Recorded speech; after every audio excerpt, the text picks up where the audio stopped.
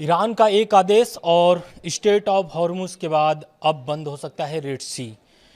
तो वहीं दूसरी ओर अमेरिका ने शुक्रवार को लगातार छठी रात ईरान पर एयर स्ट्राइक किया है, जिसमें भारत को बड़ा झटका लगा है। और वहीं ईरान के इमाम ने एक ट्रंप को बड़ी चेतावनी दे दी है। ट्रंप को चेतावनी यह है कि ट्रंप ताकत के दम पर स्ट्रेट ऑफ हॉर्मुज कभी भी नहीं खुलवा पाएंगे। नमस्कार, मैं हूं आनंद कुमार प्रजापति, आप देख रहे हैं दुनिया दरबार।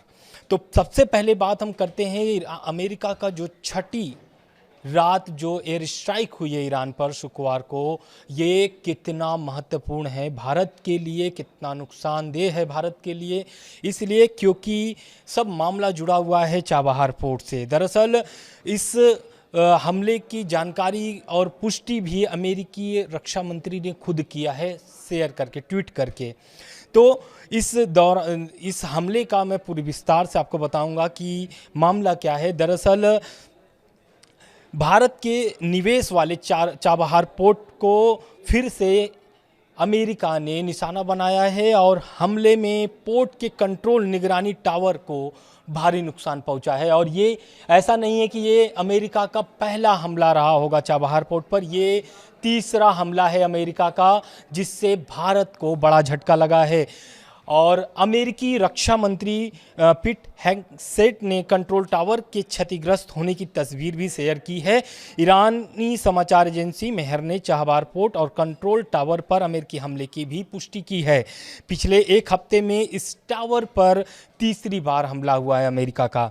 अमेरिकी सेंट्रल कमांडर ने बताया है कि फाइटर जेट, ड्रोन और युद्ध पोतों से ईरान के इस कई सैन्य ठिकानों पर हमला किया गया है। अमेरिकी सेंट्रल कमांडर का कहना है कि हमलों में तटीय निगरानी केंद्र, एयर डिफेंस सिस्टम, सैन्य लॉजिस्टिक और समुद्री सैन्य ठिकानों को निशाना बनाया गया है। चाबहार पोर्ट इतना भारत के लिए अहम क्यों है? दरअसल चाबहार पोर्ट पे भारत ने निवेश किया है और भारत के निवेश पर चाबहार पोर्ट का निर्माण किया जा रहा है। भारत ने इसके विकास में निवेश किया है, चाबहार पोर्ट के विकास में, और इसका संचालन भारतीय company India ports global limited यानी कि IPGL कर रही है। यह बंदरगाह भारत को पाकिस्तान को बाईपास कर अफगानिस्तान और मध्य एशिया तक व्यापारिक पहुंच उपलब्ध कराता है। तो आप समझिए कि भारत को कितना बड़ा झटका लगा है, क्योंकि इस पोर्ट से, इस बंदरगाह से सीधे पाकिस्तान को बाईपास करके अफगानिस्तान होते हुए मध्य एशिया तक व्यापार होता है। और इस हमले से भारी एक तरीके से झटका लगा है भारत को। वहीं हम बात कर रहे थे, एक आपको इंट्रो में ही पहले हमने बताया कि एक आदेश, हूती विद्रोही जो है एक आदेश का इंतजार कर रहे हैं, ईरान का आदेश, और रेड सी भी बंद। दरअसल स्ट्रेट ऑफ हॉर्मुज में आपको भी पता है कि किस तरीके से तनाव की स्थिति बनी हुई है, और लगातार स्ट्रेट ऑफ हॉर्मुज में ईरान भी हमला कर रहा है और अमेरिका भी। और ये हमले इसलिए हो रहे हैं क्योंकि ईरान नहीं चाहता है कि अमेरिका का नाकेबंदी हो। अगर अमेरिका का नाकेबंदी होता है तो ईरान की जो जहाज़ें हैं वो स्ट्रेट ऑफ हॉर्मुज से नहीं गुजर पाएंगी। यही कारण है कि ईरान के जो सेना है IRGC, वो लगातार अमेरिकी जहाज़ों पर, अमेरिकी सेना पर, या फिर हम ये कह लें कि खाड़ी देशों में जो एयरबेस हैं उन पर लगातार हमला कर रहा है। वहीं स्ट्रेट ऑफ हॉर्मुज पर कंट्रोल पाने के लिए अमेरिकी सेना जो है, अमेरिकी नेवी जो है, या फिर अमेरिकी सैनिक जो हैं, वो लगातार हमला कर रहे हैं कि स्ट्रेट ऑफ हॉर्मुज उनके कंट्रोल में हो जाए। लेकिन ईरान ने यमन के हूती विद्रोहियों से कहा है कि अगर अमेरिका ईरान के बिजली ढांचे पर हमला करता है तो वे बाल अब बंदेव स्टेट को बंद करने के लिए तैयार रहें। रॉयटर्स ने गुरुवार को सूत्रों के हवाले से यह जानकारी दी है। हूतियों के करीबी एक सूत्र ने बताया है कि संगठन ने रेड सी में जहाज़ों को निशाना बनाने की तैयारी पूरी कर ली है। इसके लिए बाल अल बंदेब के पास यमन के हुदैद और अदन की खाड़ी के ऊपर स्थित पहाड़ी इलाकों में मिसाइलों और ड्रोन तैनात कर दिए गए हैं। अब वे सिर्फ और सिर्फ हमले के आदेश का इंतजार कर रहे हैं और आदेश सिर्फ ईरान का। अगर ईरान का आदेश आ जाता है तो स्ट्रेट ऑफ हॉर्मुज के बाद रेड सी भी बंद हो सकता है, क्योंकि तैयारी हुती विद्रोहियों की पूरी हो चुकी है और मिसाइलें हों या फिर ड्रोन हो पूरी तरीके से तैनात है अदम की खाड़ी के ऊपर स्थित पहाड़ी इलाकों में। तो आप समझिए कि अगर बिजली फैसिलिटीज़ पर अगर हमला होता है ईरान के, तो ये कार्रवाई रेड सी में हुती विद्रोहियों द्वारा किया जा सकता है। ये तो हो गई हुती विद्रोही और अमेरिका और ईरान की अपडेट। हम बात कर लेते हैं पिछले 24 घंटों में 5 बड़े अपडेट क्या आए हैं। दरअसल ईरान ने एक बार फिर से अमेरिकी सैनिकों को धमकी दिया है, या फिर हम ये कह लें कि डायरेक्ट ट्रंप को फिर से चेतावनी दी है कि अगर ईरान की धरती पर ऑपरेशन अमेरिका चलाता है तो उसका क्या अंजाम होगा। ईरानी सांसद बेहनाम शहीदी ने अमेरिका को धमकी देते हुए कहा है कि अगर अमेरिका ने ईरान पर ज़मीनी हमला किया तो अमेरिकी सैनिकों का कत्लेआम कर दिया जाएगा।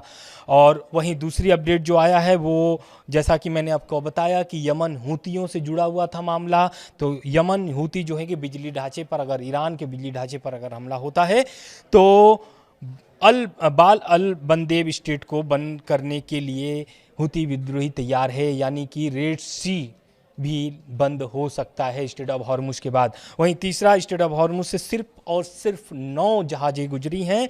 समुद्री डेटा कंपनी कैप्लर के आंकड़ों के मुताबिक बात करें तो बुधवार को सिर्फ 9 जहाज़ों ने हॉर्मुज पार किया है। मंगलवार को यह संख्या 13 थी। वहीं चौथी अपडेट की बात कर लें तो हॉर्मुज में भारतीय नाविकों की तैनाती नहीं होगी। भारत सरकार ने हॉर्मुज स्टेट से गुजरने वाले जहाज़ों पर भारतीय नाविकों की तैनाती फिलहाल रोकने के निर्देश दिए हैं। वहीं पांचवा अपडेट जो जुड़ा हुआ है वो कुवैत और बहरीन से जुड़ी हुई है। कुवैत और बहरीन में अमेरिकी ठिकानों पर ड्रोन हमला हुआ है और ईरान लगातार इनके एयरबेस को तबाह कर रहा है हमले से। ईरान ने कुवैत और बहरीन स्थित अमेरिकी सैन्य ठिकानों पर ड्रोन हमले किए हैं। ये 5 बड़े अपडेट हैं। और अब हम आ जाते हैं फिर से चीन और पाकिस्तान पर।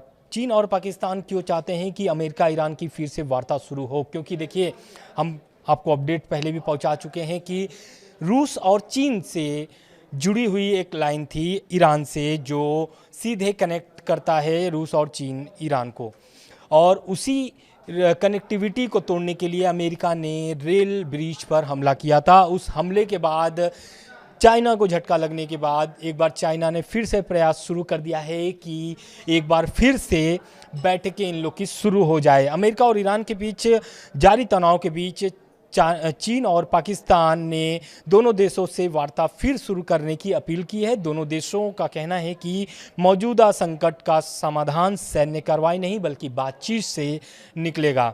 चीनी जो विदेश मंत्रालय के मुताबिक अगर हम बात करें तो शंघाई में गुरुवार को चीन के विदेश मंत्री वांग ही और पाकिस्तान के विदेश मंत्री इशाक डार के बीच हुई बैठक में पश्चिम एशिया की स्थिति पर चर्चा हुई। बैठक के दौरान वांग ही ने सभी पक्षों से युद्ध विराम समझौते यानी कि MOU का पालन करने और अपनी प्रतिबद्धताओं को पूरा करने का आग्रह किया है। उन्होंने कहा कि संघर्ष को बढ़ाने के बजाय संवाद की प्रक्रिया दोबारा शुरू की जानी चाहिए। तो ये तो रह गई भारत और पाकिस्तान की अपील कि अमेरिका और ईरान जो है फिर से वार्ता शुरू कर दे, लेकिन ये वार्ता इतना आसान नहीं है शुरू करना ईरान और अमेरिका के लिए, क्योंकि मामला पूरी तरीके से बिगड़ चुकी है। अगर हम 3 जुलाई के पहले बात करें तो ऐसा लगता था कि ईरान और अमेरिका के बीच सब कुछ ठीक हो चुका है, लेकिन बीच में आयतुल्लाह अली खामनेई के अंतिम संस्कार के बीच में ही ये हमला शुरू हो जाता है। ये हमला जो शुरू होता है ईरान के हमले के बाद से ही होता है।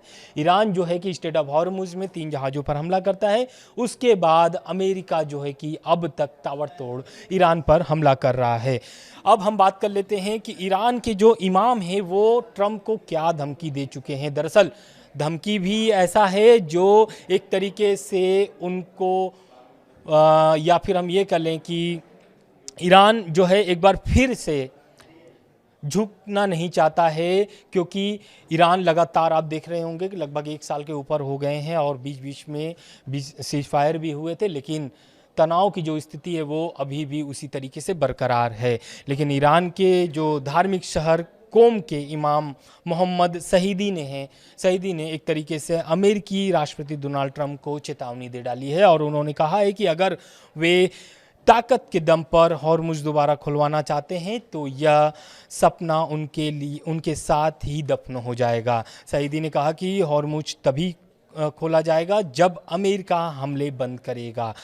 उन्होंने ईरानी सैनिकों से युद्ध की रफ्तार बढ़ाने की अपील की है और मिडिल ईस्ट में मौजूद अमेरिका से जुड़े तेल कुओं और एनर्जी इंफ्रास्ट्रक्चर को निशाना बनाने की भी अपील की है। तो यानी आप समझिए कि जो ईरान के धार्मिक शहर से आते हैं, कौम से आते हैं इमाम मोहम्मद सईदी, इनके इस अपील से क्या चीज़ें और भी गंभीर हो जाएंगी, क्योंकि जिस तरीके से उन्होंने ईरानी सेना से अपील की है कि उनके अमेरिकी सेना पर लगातार हमले करते रहिए और साथ ही उन्होंने कहा कि जो उनसे जुड़े हुए तेल कुएं यानी कि तेल ठिकाने हैं उनको और एनर्जी इंफ्रास्ट्रक्चर को भी निशाना बनाए।